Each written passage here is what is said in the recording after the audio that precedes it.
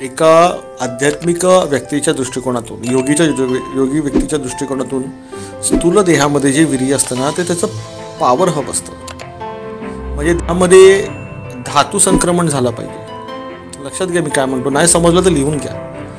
आध्यात्मिक जीवनात आहात, वय वर्ष 21 आहे की वय वर्ष 25 आहे की वय वर्ष 31 आहे की वय वर्ष वॉटेवर 41 आहे, शरीरामध्ये धातू संक्रमण होण्याची जी क्रिया आहे ती वीर्यातून होते. जर देहामध्ये धातू संक्रमण नाही झालं तर कुंडलिनी शक्ती क्षीण होते आणि ती देहाचं हाड चावायला येते.